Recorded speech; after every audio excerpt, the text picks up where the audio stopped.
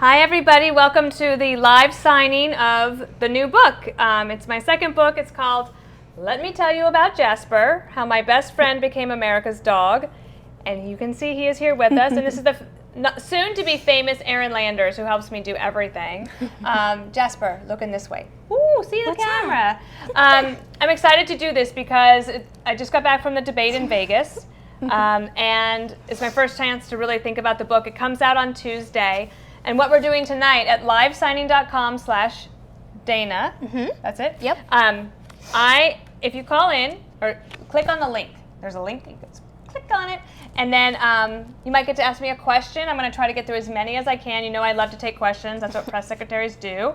And I will sign it, and also the most important thing is Jasper signs it too. So we would love to answer as many questions as possible. Let me tell you a little bit about the book. One thing you'll read about in here is that, Jasper, stop it. In the first book, which was called And the Good News Is, Lessons and Advice from the Bright Side, when I first wrote it, there were about 10,000 more words than necessary for the final product. And so I had to cut 10,000 words. That was hard to do because I thought it was very tight. And I had an entire chapter in the book about dogs.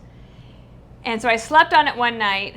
And even though it absolutely broke my heart, I told the editor that I would give back to them the dog chapter and take it out of the book. And I think that was the right thing to do. And I admire my editor so much. His name is Sean Desmond, and he's with 12. He and I had worked on President Bush's book together. And Jasper, don't unplug that. Watch him. Jasper.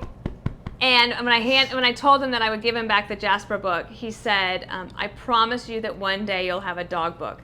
And he was true to his word, and I think it's very unique. Let me show you the back. I did write about 2/3 of the book, but the rest of it is this amazing Photoshop gallery. If you follow me on Twitter or Facebook, oh, that is a stuffed Corona bottle. This is one of Jasper's favorite toys. The Photoshops that you see on Twitter or Facebook are works of art. And they're done by a guy named 5Fan Photoshop that I met on Twitter, believe it or not. There are people you can meet on Twitter who are fabulous. And he and I have developed a friendship and a working relationship, and we have created a book that will just tickle you so much. Like, here's an example of Jasper doing all sorts of things. He's into dressage. Let's see. Here he is in the NASCAR race. Let's see. Kayaking and fishing, and it goes on and on. There's some artwork. This is one of the crowd favorites. It's the American Gothic. In fact, my parents, when they eloped, they had their wedding picture taken in the form of American Gothic at my grandfather's ranch in Newcastle, Wyoming. And so 5Fan Photoshop created this one for me. And I loved it that, here he is interviewing President Obama, because we have some political stuff in here too. However, this is a nonpartisan book. This was my favorite distraction during this very vitriolic election year. And so it comes out on Tuesday, and I would love to sign as many of these tonight for you as possible. I have a truncated book tour. I'll be going into Colorado, Florida, Texas, Hilton Head. Hilton Head, we're thinking of you after the hurricane. Trying to spread some joy there. Where else am I going? Florida, Alabama, Florida. I'll be at the Miami Book Festival. Texas, Connecticut. And it's very short. Oh, right. And we're going to go around New England, the book review.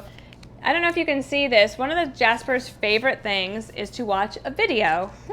This is not good parenting. You know parents who might put their kids in front of the TV with like a box of popcorn and let them watch TV for hours. I don't do that all the time, but Jasper is a little OCD when it comes to watching videos. He loves an iPad more than anything, so he might get a little obsessed while we do this. So Erin's going to send me some questions, and we're going to take some of your calls. We already have, I think, thousands of people watching, and I'm delighted because the book was a real love for me. I love sharing this dog with you. I want to share the responsibility. Some of you have told me that you can't have a dog right now, and that you might like to. And Jasper is just hilarious. He's got a lot of personality. You'll see he has one ear shorter than the other. That gives him a lot of character. And he is my second Vizsla. My first Vizsla was Henry, and there's a chapter in here that I think all dog lovers will be able to relate to if you've had to go through the passing of one of your pets, one of the family pets.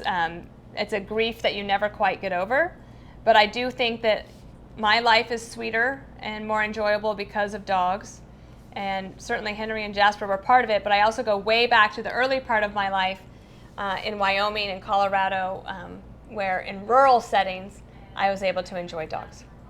So I guess maybe we'll start with question. Erin, you have any? Yeah, definitely. Jasper. Well, I have a question first. How did you decide to get a Vizsla?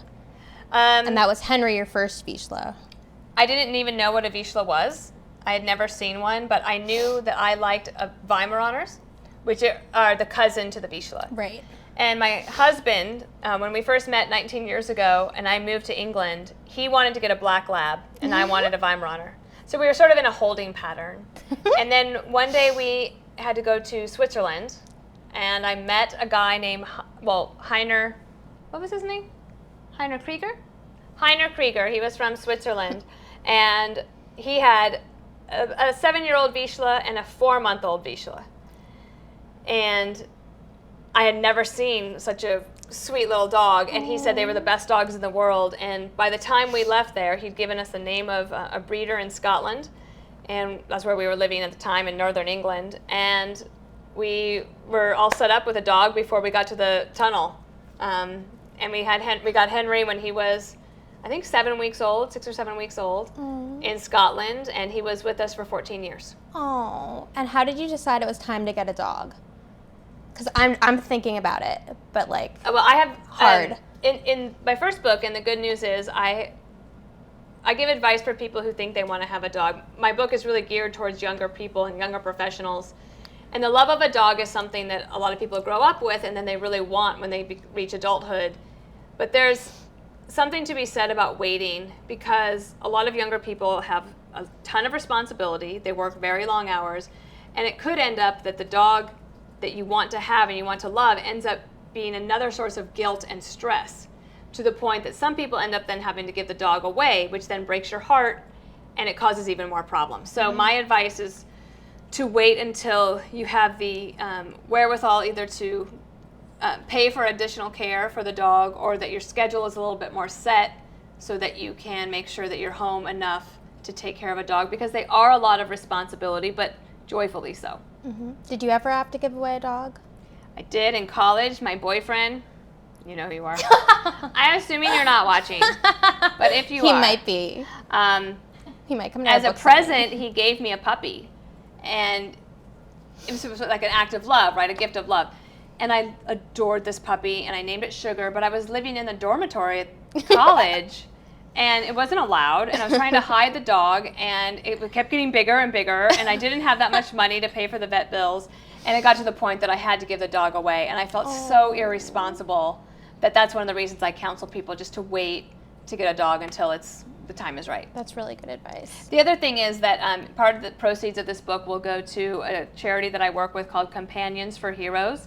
And this is a group that is run by David Sharp, and he's an amazing American war hero who now runs Companions for Heroes. And what he does is match up wounded warriors or people that have PTSD, post-traumatic stress, maybe from if they're firemen or police officers. Mm-hmm. A lot of people can get post-traumatic stress, and what he has done is found that in his own personal life, matching up with a rescue dog saved his whole life. And stopped him from making terrible decisions. And now he's the father, I think, of one or maybe two. And he's on his second rescue animal, and he matches up rescue dogs with these wounded warriors. And I have seen it change lives. So that's one of the other reasons I wanted to do this book at this time, heading into the holidays, because I'd like to support them and help them grow. Absolutely. And Companions for Heroes is on Dana's website if you want to find out more about them, or they're companionsforheroes.org. So let's get to some questions. Okay. Sydney from Glen. I have to sign some. Oh, yeah, sign while we answer the questions. Okay, because this is a lot of books. Yeah, just a little bit. So Sydney from Glen Allen, Virginia says, where is your favorite place to go with Jasper? I think I know the answer. Well, I never thought it was going to be possible to raise a dog in the city, in New York City. I thought, well, how do you potty train a dog in an apartment? And actually, there's a whole chapter about that in the book, and my tips and advice for how to do that. My favorite place in New York City to take my dog is Central Park. Here's a little secret, but don't tell too many people. Central Park is leash-free from 6 to 9 a.m. every day, 365 days a year. So truly, Peter, my husband, takes Jasper for an hour and a half every morning. I try to go when I can, usually once a week, when I'm not working and studying. And he has all of his leash-free fun there, and then he gets about 4 other walks during the day, either with Peter or we do have a dog walker that comes once a day. And he has lots of friends there that he's had for 4.5 years. So I'd say Central Park. And then our other favorite place in life is Hilton Head. Well, Savannah, Bluffton, Palmetto Bluff, and anywhere in Palmetto Bluff is his favorite. Usually the porch swing bed. That's where we wrote the book and take a nap. Oh, okay, good. Here's another question. Rachel from Utah says, how does Jasper travel around the country? So a lot of people think that Jasper flies with me. He does not. Peter drives Jasper everywhere. So, for example, mostly we just go to South Carolina. So Peter and Jasper will go down for 2 or 3 weeks, and I try to go on the weekends. Jasper has not flown yet. We might see if we can change that. Is he sleeping? No. He's like, what are we doing up so late, signing books? His legs are on the ground, and he's half sitting on the couch, and his head is resting on I the do ottoman. think that he's kind of like a small boy. I know he's not a child, so don't send me any emails that say the dog is not a baby. I know the dog's not a baby. But he is so funny that I think he's like a little boy. All right, so another question. Rob from Woodbury, Minnesota asks, what do you miss the most about George W. Bush? So I was the White House press secretary from 2007 to 2009, and before that I was the deputy press secretary, and I worked at Council on Environmental Quality at the White House and at the Justice Department. So I was there about a little over 7 years. What do I miss the most? Having gone through this election, I have to say that what I miss the most is being around him, because he really made me want to be a better person. I wanted to be kinder and smarter and wiser and more loving and gentle. I wanted to be smart and well-informed. And I carry that with me still today. I sort of try to catch myself if I ever have like a sarcastic comment that I want to make. I try to swallow that sometimes, because one of the things I write in my other book is that sarcasm is just so easy and it's very cheap and it only lasts for half a second. And to be gracious and dignified is more difficult and definitely more rewarding. So I'd say that's what I miss the most. I also miss Air Force One, because that was awesome. Actually, we have something to show you. My only prized possession in my apartment, actually in my life, the only material thing that I love is a portrait that 43, George W. Bush, painted of Jasper as a puppy, and my husband was going to hold it up. Peter, can you come hold it up? You'll see a photograph of this in the book, but just to show you that it actually exists. This is a picture of, there you are, Jasper, yeah, you puppy. That's you. Oh, you seeing it?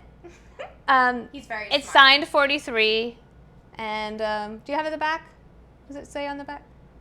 Oh my God. It says, to Dana and Peter, with affection, George Bush, 43, July 2012. And it really is the only thing you have to save if the apartment is on fire. Oh. I really love it. And that's Peter. For those of you who think Peter doesn't exist, that is Peter McMahon, my husband, who I met on an airplane 19 years ago. So you can meet people on an airplane.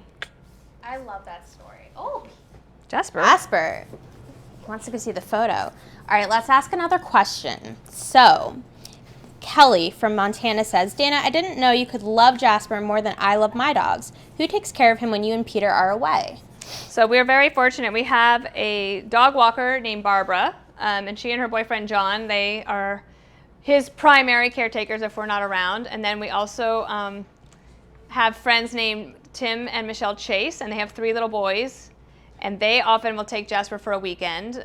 They can't have a dog right now, so if they get Jasper for a weekend, that's a big treat for them. So yeah, we have lots of different people. We kind of don't want to be away from him, so we try to make sure that we have the weekends with him. I don't like to miss his whole life. That's one thing I really don't want.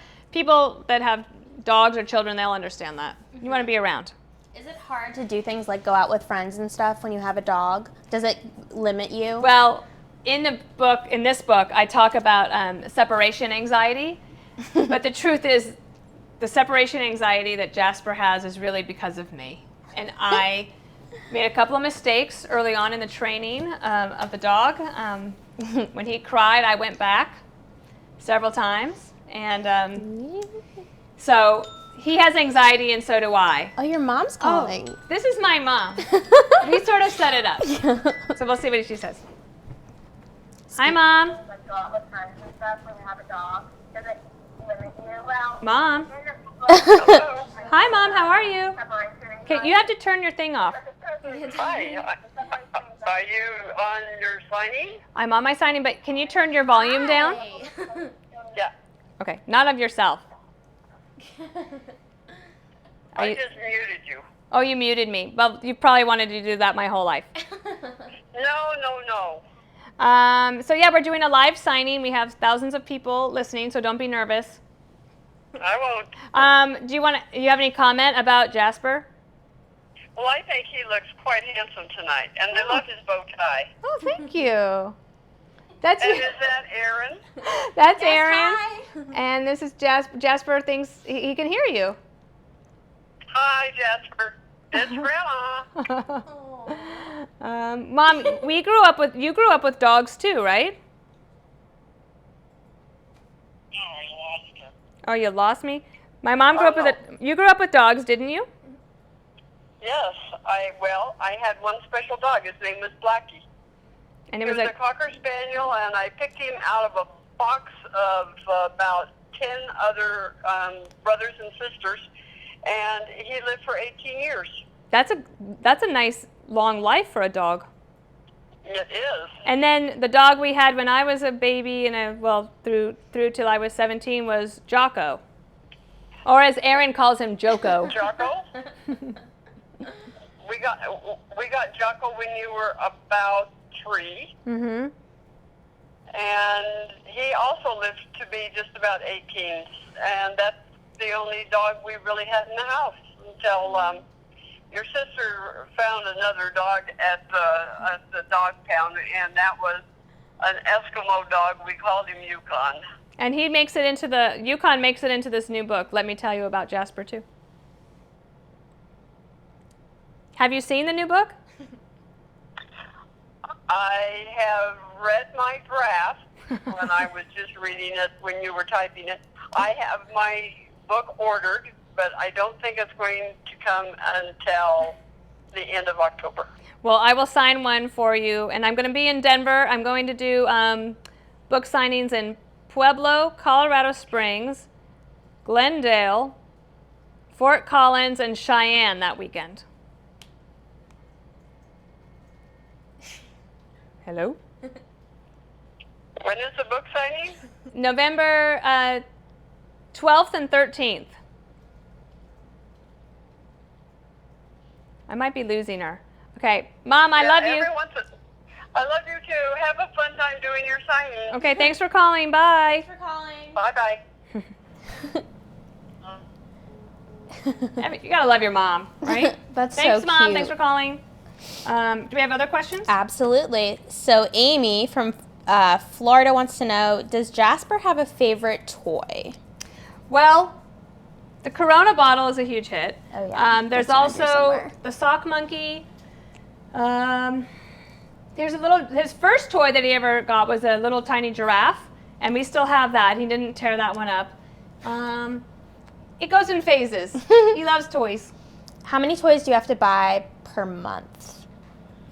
Roughly. He probably gets 1 or 2 toys a month, and then I'm a subscriber to BarkBox, and so whenever that comes, it is a big to-do in our house because he gets 2 toys and lots of treats in that box, and we make it a special occasion. We have a video of that, which we'll be posting on social media tomorrow.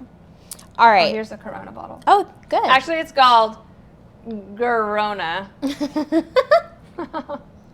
Mexican beer.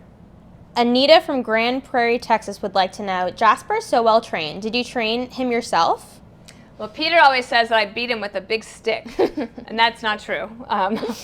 Yes, I did. And in fact, I have some dog training tips in this new book, and I also talk about my grandfather from Newcastle, Wyoming, who the book is dedicated to. He was the best dog trainer I ever had seen, and he could just whistle, and dogs would know what to go and do on the ranch. Obviously, Jasper is not that well trained, and my other dog, Henry, he could do all sorts of tricks. Jasper is well behaved, but he's not that good on the tricks. Although he can catch a treat now in the elevator. Oh. And now he's asleep. And why did you dedicate your book to your grandfather? Well, as with a lot of people, my grandfather was so important to me growing up, and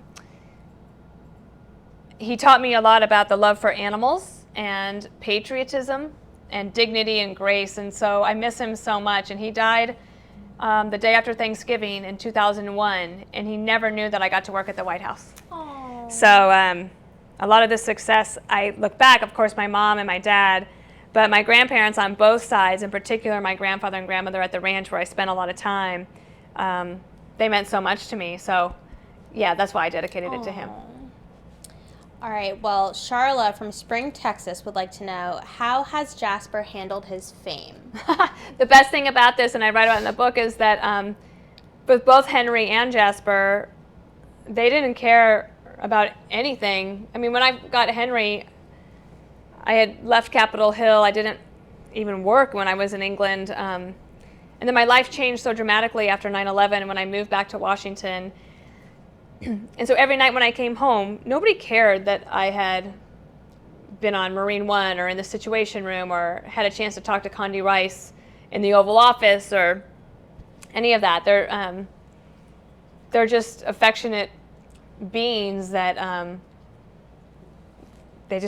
they make you humble, and they make you enjoy life and see the little things in life are so important. So yeah, he doesn't care that I'm on television. But also the thing that I write about in the book is that I now have seen this change, especially since Five Fan Photoshop started doing those hilarious pictures, and we named him America's Dog on Red Eye, the show that Greg Gutfeld used to host, and now Tom Shalhoub is the host.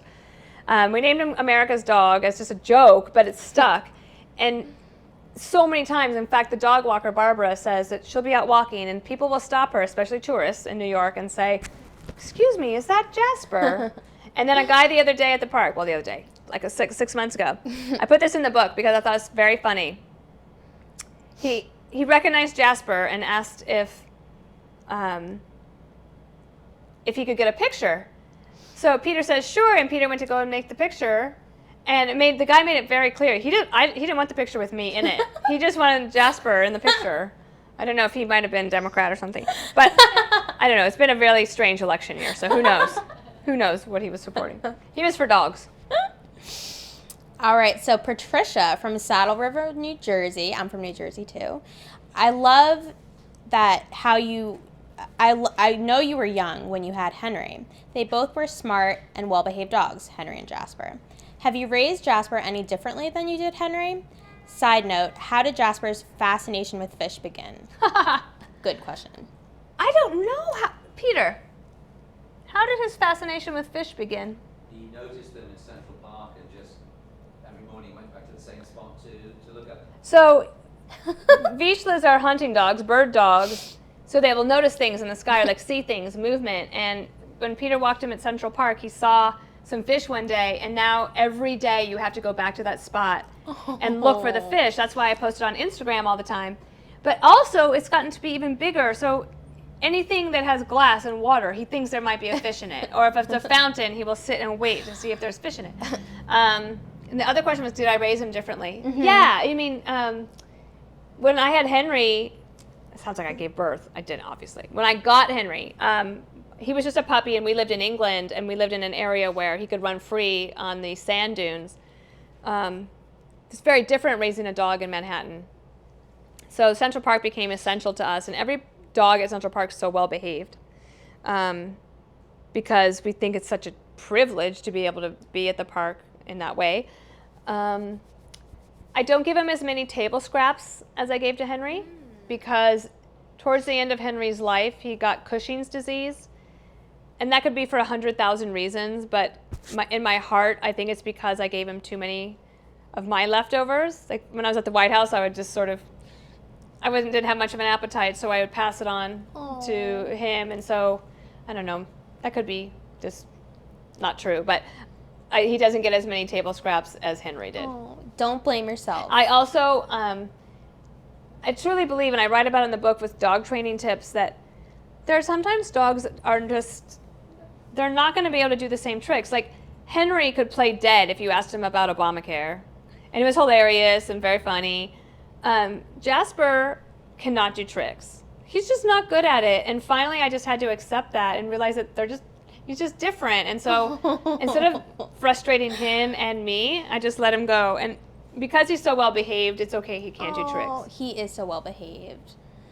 Okay, well, Doug from Houston, Texas has a really good question. What are the 3 top messages of your book?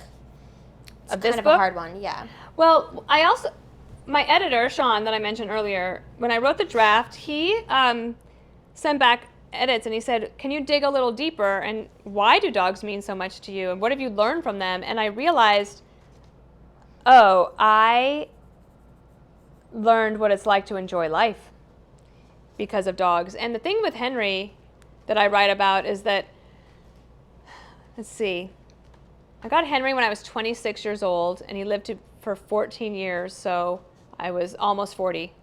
And so he knew me through my life, so many changes. We moved to San Diego. Neither of us had jobs. We had a 1-bedroom apartment. We borrowed money to get a car and a bed, and we had the 6-month-old puppy, and we just had dreams, and it all worked out. And then we moved to Washington, D.C., and then to New York, and in all of that, I get to work at the White House and be a part of the administration, and then I come to New York, and I'm on television, and none of that mattered to him. And I look back at myself and how much I grew and how much he was half of my life. And now this one is only a little bit of my life so far, but we loving him. And so many people, Dana had a video on social media where she was talking about the part where she wrote about Henry's passing in her book. And so many people responded and just said they were so touched by it and they could really relate to it. And so talk to us a little bit about that. Would you advise someone, as you were advised, to get a dog? Did that really help you? To get another dog? Another dog.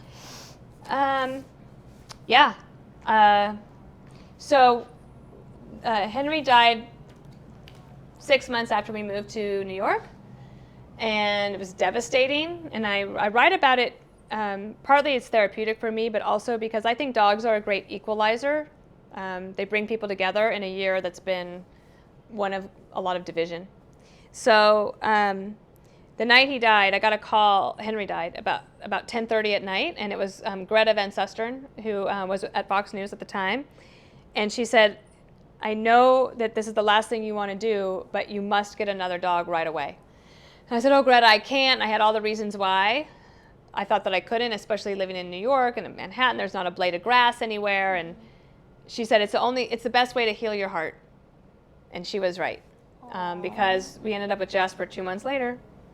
Here he is, big baby. I think he's asleep. I'm sorry, it's kind of past his bedtime. Felicia from Spring Lake, Michigan would like to know, who would Jasper vote for president? Well, Jasper is America's dog, and as such, he is going to stay out of it. Good answer. Caitlin from Louisiana has a question. It's a long question, but it's essentially, how do you get out of the quarter-life crisis part that you write about, and the good news is that so many people have been touched by, myself including. So the quarter-life crisis is what I think a lot of maybe younger men go through it too, but mostly I think it's a younger women thing, where it's after college, you get your first job, maybe you get a second job, and then you feel like everything stalls. and you haven't met the perfect guy or committed partner, you don't have the second home, you want more vacation, you feel stuck in your job, and you sort of think, oh my gosh, I'm almost 30 and nothing is going the way that I dreamed that it would go. I'm telling you, all young women go through this because I hear about it all the time. So I wrote about it very candidly in And the Good News Is. And the best way to get through it is, one, to know that you will get through it. I rely a lot on my faith and prayer, and also just listening to your instincts. One of the great things about that career transition in your late 20s is that you've basically figured out what you don't want to do. That's valuable. But I also have concern for the future of the country. Like right now, our economy is, I would say, fine to sort of growing, kind of slow, and it doesn't feel like there's a lot of advancement. And we have a lot of work to do from that perspective. And I feel like millennials are shouldering a huge burden with the debt and the deficit that we have placed upon them. I'm Generation X. Blame the baby boomers. Just kidding. And there's not been enough attention in this election towards millennials. They are the largest voting bloc, about 86 million strong, and whoever they vote for in this election is likely the party they will vote for the rest of their lives. So we are seeing a big demographic shift in the country at a time when there's huge technological changes coming, and a lot of jobs are going to go away. And not one of the presidential debates did anybody talk about education. I mean, you talk about free college a little bit, but beyond that, like going to the early education and what works and what doesn't, and it's so, unfortunately, so political. So I'm concerned about that, and I'm looking forward to the end of the election, because then I think that I can delve into those topics a little bit more and maybe add to the discussion productively, maybe. That's a good answer. So this is exciting. We have Barbara in California on the phone. And are we ready for Barbara's phone call? Yes, we are. Is she here? Oh, this is your phone? Hi, Barbara. Hi, How are you? I'm fine. Dana? Yes, how are you? I'm great. Oh, I'm watching your show right now. you got Jasper to get up. Well done. He wants to say hi. Did you have a question? Yes, I do. I wanted to find out, if you had never gone into politics, what career would you have picked? Oh, Barbara, that's a good question. And it wasn't my first choice. You know, when I was in 3rd grade, my dad started a tradition with me where I had to read the Rocky Mountain News and Denver Post every day before he got home from work. And I had to be prepared to discuss 2 articles. So my first career choice was journalism, and that's what I went to college and graduate school for. And then I didn't love it when I finished graduate school, and I felt like a failure, to be honest, and I was lost. I was going through the quarter-life crisis. And I ended up getting a job answering phones in Washington. I was not even answering the questions. I was actually just answering the phones and getting it to other people to answer questions. And from there, 6 weeks later, because of a good twist of fate, I ended up as Capitol Hill press secretary. Met my husband on an airplane 3 years later, moved to England, moved to San Diego, tried the private sector in PR, and the truth was being a spokesperson as part of the government in the Bush administration was perfect for me, but that had an end date. And I got this question earlier today about, well, would you have stayed at the White House if you could? And the truth is, yeah, I probably never would have left. That was the best job I ever had. But there's an end date. As President Bush told me, we can't stay here past noon on January 20th, so everyone has to move on. Oh. And then I ended up, I tried lots of things. I did some public speaking. I had my own business. I joined a PR firm for a while. I had a Fox News contributorship. I did lots of government affairs work. President Obama appointed me to the Broadcasting Board of Governors, and I got through Senate confirmation. I had so much on my plate. And then Fox called and said, would you be interested in doing a 6-week gig on the 5? And that has turned into 6 years. So I sort love of that show. Oh, you do? Absolutely. I'm so glad. We love our fans. What time do you watch it when it happens, or do you record it? No, I watch it at 2 o'clock out in California. Where in California are you? I'm in Chatsworth, the the northwest part of the San Fernando Valley. Oh, that's pretty. Yes, it's very nice. And I just need to tell you, I saw you, I think, last year at the Reagan Library. I'm coming back. I saw that. I'm hoping to get out there. I'm coming back November 15th to the Reagan Library and November 16th to the Nixon Library. So I don't get to California as much as I'd like, but when I do, I'd love to visit those places and get a chance to see some people. Well, I can't wait to read your new book. I have the first one. Okay, I'm going to sign one for you right now. Thank you very much. All right, Barbara, bye. Bye. That was nice. Oh, that's nice to connect with people. So if you go to livesigning.com/Dana, you can find us. Jasper is going to resume his position with his chin on the ottoman here. And Kelsey from McLeansville, North Carolina, has a question about the election. Millennial Republicans and Democrats are increasingly disappointed with their options for president.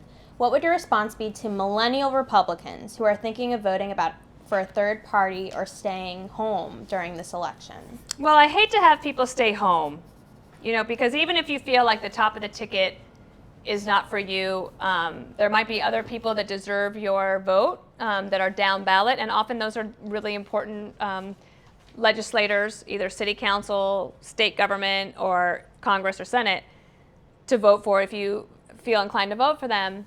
And I think a vote for a third party is absolutely legitimate. I mean, some people think that's throwing away your vote, and it is true that it's like in August and September of an election year, presidential election year, you'll have more people say they'll want to vote third party. But then when it comes to voting for them, they decide to actually go for one of the candidates so their vote isn't thrown away. This is Tracy Schreiberg. I think I know her. Hello, Tracy. Hello. How are you? This is Jasper's best friend's mom. Are you guys watching? Hello. How are you? Yes, we're watching, and we were just wondering if you could tell us a little bit about Jasper's best friend, Grady. Well, Grady is in the book several times. Just for you, for the folks. Grady is very excited about it. He loves Jasper. So for those of you watching, Grady is a Brittany Spaniel. He now has a new puppy named Bentley. Anybody watching know why he's called Bentley? Anybody in the room know why? Anybody from Nashville know why? Because he's Dirks Bentley. There you go. Because Macy, she named him. But Grady is Jasper's best friend. He's in Savannah, Georgia, and then in South Carolina. They met at a crab cake social, and that's how we met our friends. Yeah, and Grady, so this is the best part of the book. Well, maybe not the best part. But Jasper's acknowledgments is in photos, like with Polaroids, and these are all of his friends, and that's Grady right there. Oh, Grady. Well, we just want to say we're so proud of Jasper, and we can't wait to read the book. We love you, Jasper. Okay, thank you. Good to hear from you. Bye. Yeah, Grady and Jasper are quite a pair. Michelle from Virginia Beach, Virginia, wonders, have you thought about getting another dog so Jasper can have a friend? Oh, yes. What was her name? Michelle from Virginia Beach. Virginia Beach. Beautiful. Yeah. Great time of year to be in Virginia Beach. Yeah, I think about getting a second dog all the time, but there's two things. Manhattan. Have you ever seen people with two dogs and an umbrella and a backpack? I mean, it's impossible to look dignified in that scenario.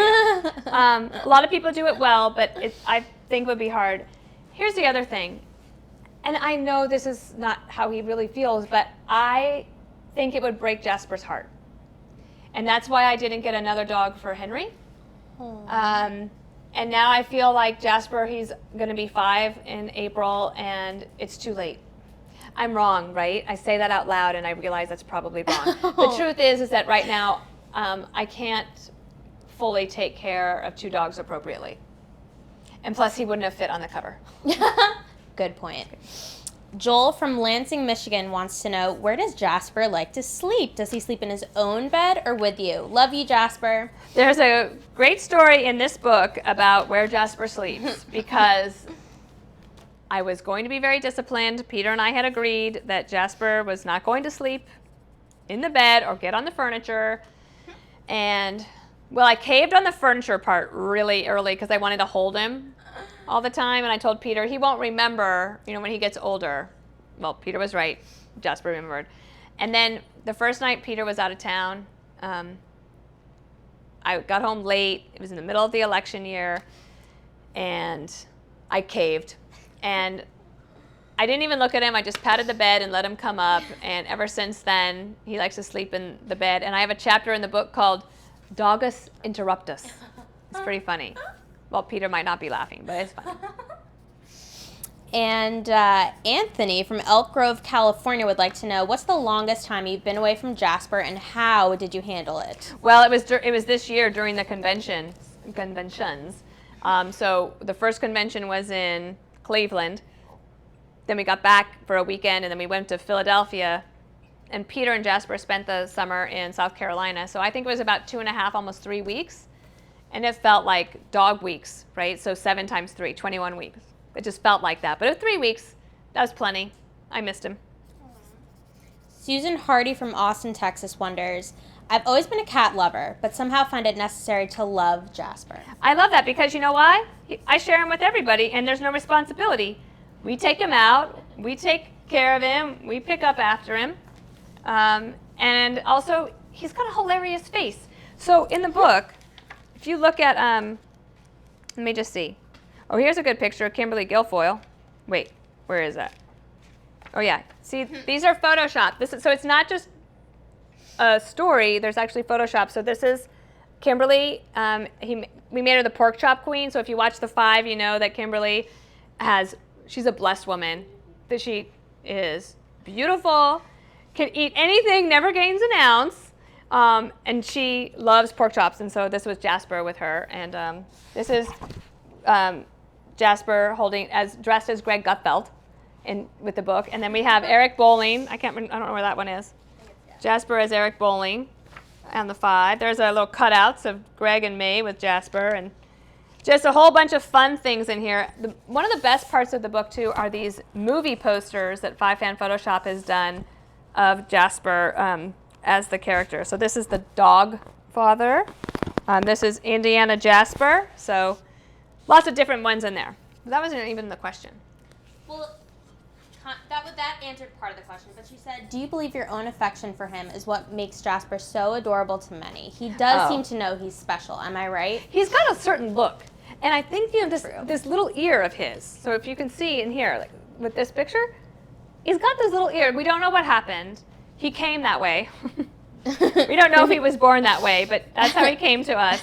And he doesn't have any idea that he has a little ear. And so when he looks at you so seriously, but he's got this little ear like that, it's precious. And he's got very expressive eyes.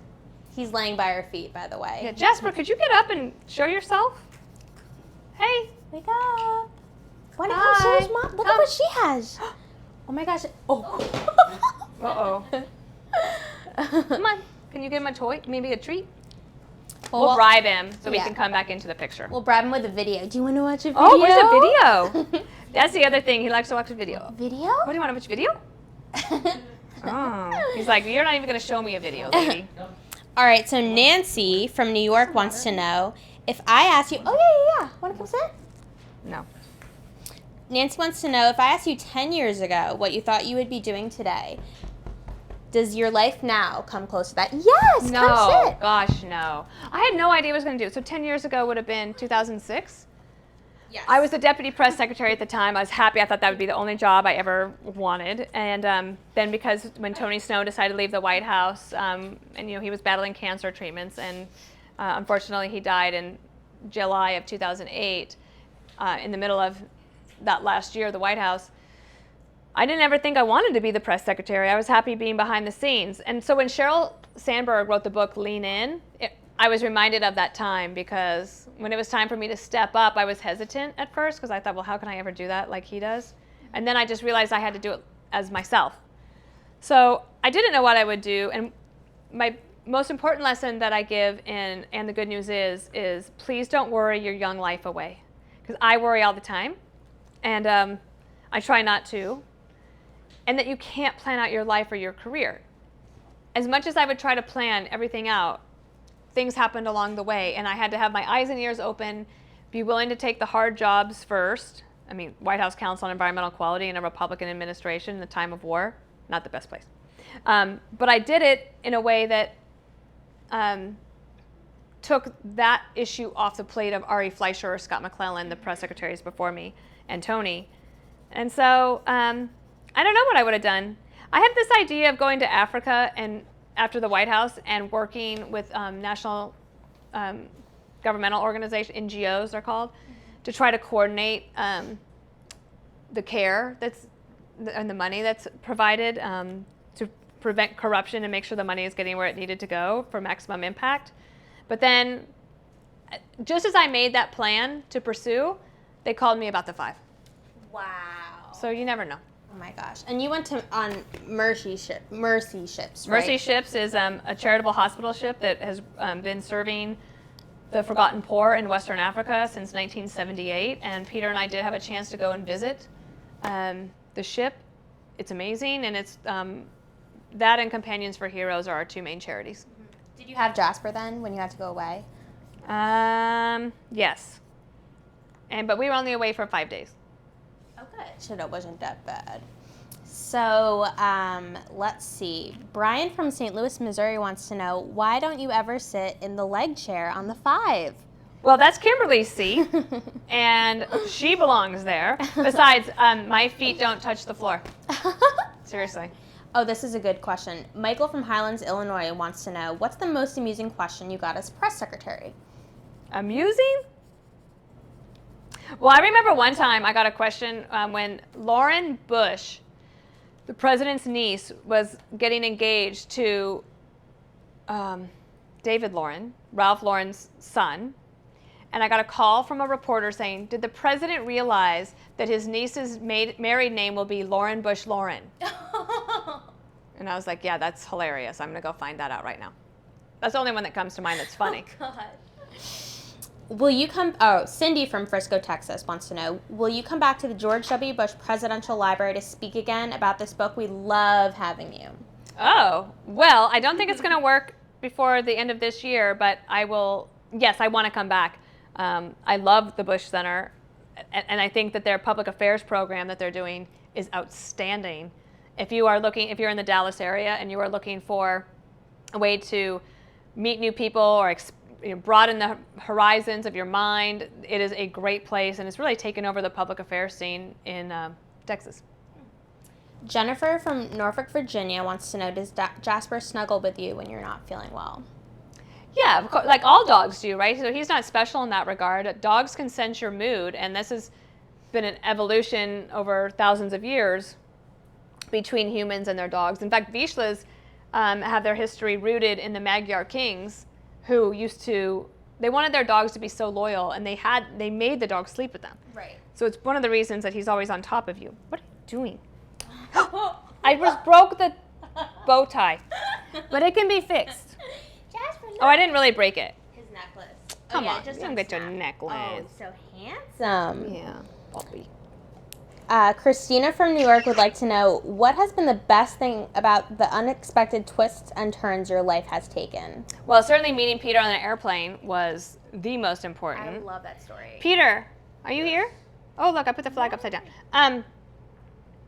What do you think? What do you think about it? Want to tell people about? Peter. Tell your story of how you met Dana. In your British accent. Oh, it's a long story. Well, tell the truncated version. Okay, I was walking on the aeroplane. I was the last person on. I was behind a cute little blonde, and I thought, I hope I sit beside her. And then I saw Dana. No, actually, it was Dana. And hello, Jasper. We sat beside each other, and we got talking, and fortunately, I have this English accent that Dana likes. She always tells me not to lose it, because it's all I've got going for me. And we exchanged details, and I saw her a few weeks later, and before you knew it, there we were, living our life together, and it's been 19 years now. Oh. Yeah. Jasper! Unbelievable. Oh my God. What are you doing, Jasper? Okay, sit. So this is good. Now Oh, this is his new squirrel from BarkBox. So both of you, Dana and Peter, Amy from California would like to know, why do you think Jasper connects with people so well? Why? Because he spends so much time with people, I think, really. I work from home, so he spends a lot of time with me during the day. He has time with the dog walker, and when we go out in the morning, he spends as much time with people as he does with other dogs. You talk about people being dog people, he's a person dog. Oh. And Peter, tell us about your mornings in Central Park with Jasper. What's your routine, and do you have friends? Oh yes, we have people that we see every day, and Jasper's got his friends, and I've become friends with a lot of his parents, or the dog's parents, I should say. We go out, we walk around the pond. He has 3 spots where he looks for the fish. He stands there just staring at them. I throw little bits of dog biscuits that they come and feed on. He loves that. And then we walk another route and we bump into people, the same people most days.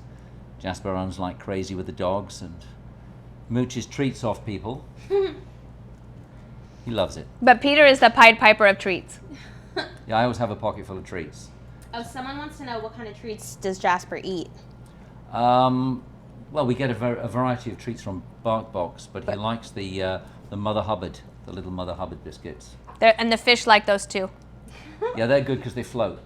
So the fish come to the surface to take the treats. He also gets a bully stick, and I write about that in the book, and a really funny story about friends of ours got him a Laffy Taffy type of thing from Texas Taffy. Texas Taffy? Yeah, not yes. Laffy Taffy, that's Yeah. candy. Texas Taffy, and they gave it to him, and it was January, and we were watching a football game in their apartment in New York, and it was cold outside, but our friend made him open the windows because it smelled so bad. He said it smelled worse than a corpse. Oh my gosh. Doesn't Jasper watch TV? He likes watching TV. It's interesting that he watches dog shows and he watches nature shows. He enjoys soccer and he enjoys football. Shall I tell the joke? So there was one day I mentioned to somebody in the park that Jasper never notices Dana on TV. And the lady said, he must be a Democrat. Oh no, I didn't know you were going to tell that joke. And so I No, said, that's not. Oh. No. Okay, I won't tell No that. partisan zone. This is a no political vote. That's what I said. You can look it up on the internet. So William from Michigan would like to know, we have a 6-month-old Vizsla. What words of wisdom or advice can you share with us? Oh, What should you tell the dog? Would you tell them or would you tell the dog? tell If you're them. going to tell the dog, it's See, he understood it. Didn't you, Jasper? What do we tell them? I don't know. Well, I think that a lot of people sometimes worry that a Vizsla will be too hyper. But I actually think that that's not true. I think that dogs, any dog, will mimic your demeanor. So if you're calm, they'll be calm. And if you're excited, they'll be excited. And so we have places where we play, like in the hallway. And then there's calmer in the house. And then when he's out at the beach or at Central Park, he gets to do whatever he wants to do. Yeah, as long as he doesn't jump on anybody. Yeah, we encourage him to run around. But I also think the most important thing, and one of the dog tips in the book, is about consistency. So everybody in the family has to be on the same page. So the commands have to be the same. You can't, nobody can yell at the dog at the same time. And if you go out on a family walk, one person has to be in charge of the dog for that walk. You can't have 4 different people giving commands at the same time because it's just confusing for them and it's really not fair for them, especially at 6 months old. But consistency, so everybody has to agree. Like if the dog's not allowed on the couch, then no one can let him on the couch. Until Dana does. And then they're allowed anywhere on the couch. Yes, it went from not being allowed on the couch to I think the Jasper, other get on piece of couch. advice I would give is just enjoy every minute of that dog. I'm sure you will, but you know one of the things Charles Krauthammer in his book talks about is when you have a family pet and they are so much a part of your life, and you know what is it? 58% of American households have a family pet. Then they don't live as long as humans, and you will have to say goodbye to a family pet at one time, and it will break your heart so much. But your life is better off because you had a dog. And so just cherish all of that time that you have with them. Oh.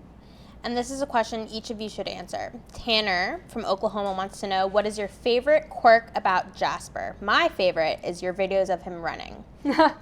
Those are pretty good. I think mine is the fact that he's fascinated with the fish, but also store windows. I walk down to meet Dana when she walks back from the show in the evening, And there's a couple of windows where Jasper likes to stop. There's one that has little decorations, a couple of artificial fish bowls. And he just wants to stop and stare at them. And then there's the liquor store. He sees the bottles in the window. And just tonight, there's a store nearby where we live, and they had a big plate of cheese and meats sitting in the table. And Jasper was fascinated because he loves cheese. I think it's that it doesn't matter what chair I sit in, or if a guest comes over and sits. It doesn't matter how big that chair is. He will find a way to sit next to you in that chair. So I wrote this book, most of it, with him in a chair with me and writing at an angle so that he would be comfortable and be able to be in the chair with me. And I don't have the heart to tell him to get down. And when he does get down, I miss him. And then Karen from California would like to know, how did you choose Jasper when he was a puppy? He was chosen for us because I knew we had chosen Henry out of the litter, and that was difficult because they were all so cute, and I didn't really know what I was looking for, but I chose the biggest male out of that litter, and he was the best dog. So when we said that we wanted to get another Vizsla and she had a litter coming, I said, I'll take the largest male, and that's what Jasper was. We call him the Vizslasaurus. And I love this question. Rosalia from Houston, Texas follows you on Instagram, and she says, English is my second language, and I'm working on improving my communication skills. Your book, And the Good News Is, has helped me tremendously, and that's why I'm certainly buying Let Me Tell You About Jasper. What other books would you recommend to me? I love books so much. I just finished reading Hillbilly Elegy by J.D. Vance. Amazing book. But if I had to tell you, I'll tell you a book that I loved. And it's a historical fiction. And it's by James Alexander Thom, Thom. And it's called Follow the River. And it's based on a true story about a woman who went through some hardships in about the late 1700s, kidnapped, but escapes, and then makes her way back to Virginia from upper northeastern part of Pennsylvania, makes it all the way back to Virginia on foot. And it's a story of her faith journey along the way, and it's one of the best novels I've ever read. I also love Peace Like a River by Leif Enger, one of the very best books I've ever read. And if you're super ambitious, the Dorothy Dunnett series, the House of Niccolo series, I think is one of the best historical fictions you'll ever read. That's a good answer. And so I think we have time for about one more question. Okay. And I would love to ask you both how having a dog, how it changed your marriage. Do you think it improved your marriage or your family relationship? Like, just talk a little bit about that.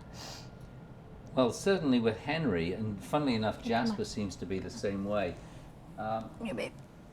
Henry certainly made sure things were a little bit calmer in the house because he hated the F-bomb. And if anybody spoke sharply, and of course Dana curses so much, joking, but if there's ever any tension in the house, Henry and also Jasper's the same, they don't like it. So it's a good incentive to us to stay calm and not get irritated with each other. I think it's also about, I don't have my own children, so I don't know what that love is like, and I understand that it's different. And I love reading about people's love for their children. In fact, I had a chance to read the galley of Megyn Kelly's new book that's coming out November 15th, and when she describes what it was like giving birth to her children and meeting them for the first time, and I realized, like, I will never have that experience. So I have this experience, this dog, and I think that Jasper, one, he makes you get outside. So walking together as a committed couple in a marriage, I think, is one of the best ways to reconnect, get off your phone. Also, he just makes us laugh so much. When we eat dinner, we usually sit here or right there at that table, and we do make him go to bed for that. He goes into his bed in the corner, and he puts on a show, and we laugh so much about it. And so I definitely think our marriage has been enhanced because of the dog. Even if you feel like there's nothing left to talk about in the day, if we go to dinner, we can dispense with whatever happened in his day or my day within about 2 sentences, and the next thing we do for the next 58 minutes is talk about the dog the entire time. I write about that in the book. I also talk about how we come up with silly nicknames for the dog, and everybody laughs about it, and it's not embarrassing in any way. Peter writes songs for Jasper, to Jasper Baby was to the Eagles, to Take It Easy. Yes. And also you wrote, what was the other one? The lyrics are in the book. Yes, it's Yes. to the tune of Simon and Garfunkel's The Boxer. Is he asleep? Yeah, I think he's almost So asleep. I think we yes. have one more phone call. Oh, okay. One final call. This is Regina from Kentucky. Hi, Regina. Hi. Hi, Dana. How are you? I'm great. How are you all? We're good. You got Jasper up. Oh, awesome. I was wondering, on days that you're home with Jasper, do you guys have any like regular routines or anything that you do on a normal basis? Yes, we always, hopefully if I don't have too much work to do or to do Fox and Friends, we go to Central Park at 7:30 till about 9:15, and then we come back and everyone has our work or a little rest. And then we often will run errands. And the nice thing about the Upper West Side, believe it or not, you can take your dog into most of the shops. So we'll go run errands. He likes to go to the pet store. He loves Lululemon because the girls will go crazy for him in there. He gets to go to Athleta, that's how I say it. And then we walk back through the park. And then sometimes we'll just take one more trip around the neighborhood in the afternoons and the early evenings. And then Peter does the last walk at night. We call it Last Wee.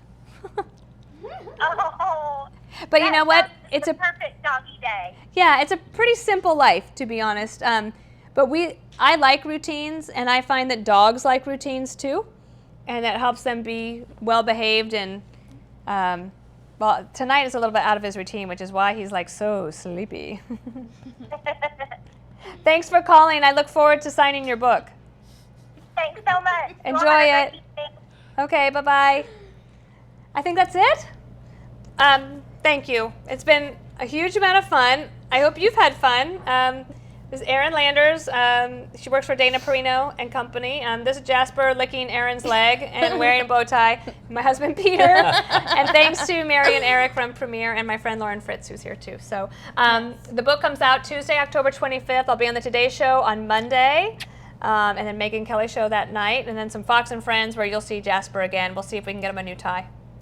Thank you, everybody. This has been LiveSigning.com/Dana. And the book is Let Me Tell You About Jasper. Bye-bye. Bye. This is like an online book signing thing. So I'll be signing books, and then I'll be answering questions. We're going to take 3 phone calls from some lucky winners. So just like if you stood in line for hours and hours, this is your chance to have a second with Glenn and ask him questions. We're hanging out again. We are live here at Franklin Entertainment in the office, kicking it. Hi, guys. I'm going to sign as we go, and you can buy, and we will ship this right to you. And we're also answering questions. Do you have any questions over there? How does one get on The Bachelor? As a seasoned comedian, do you ever completely bomb anymore? And if so, how do you deal? Oh, I have the best bombing story. What's the most satisfying snack to eat while wearing sweatpants? Have you girls ever thought about writing a book all together about your teen mom journey? What inspired you to write about the things you write about in this book? What is the most frightening thing that you've ever done? What is it like partnering with your sister on a business? Sean from California, you're live. You're the lucky winner of the call. I would love to know what your favorite story that you've covered for Inside Edition is. I don't know if you remember this or not, but in Atlanta, I was the guy that chased after your car and got the WrestleMania poster signed. Oh, I remember you. I wanted to know what it was like seeing the Stash Plan for the first time when it was like a book and you had a copy of it. I think I started crying, actually. You did. You got emotional. I was, out yeah. of like pure happiness. It was a wonderful moment. This is great. I hope I get his voicemail. I think this is actually the wrong number. But anyway, I was looking to buy a used Vespa. It was on Craigslist. It was a purple 1973 Vespa. It was missing the seat. So thank you guys so much for being here. Enjoy the rest of your days. I hope all of you that asked so many questions get some sleep. Good night, everybody. We'll see you tomorrow night. Thanks for tuning in, you guys. Bye. Bye. Bye. Thank you for watching, folks. Thank you, everyone. LiveSigning.com. Thank you so much for watching. Until next time. I believe this is as close to a hard wrap as I'll ever get, and this is as close to doing home shopping as I'll ever be. Goodbye, everybody. Thanks for coming. I'm gonna go get drunk. Is that how we end it? I spilled water. I'm losing my voice. Mwah. Are we selling books, by the way?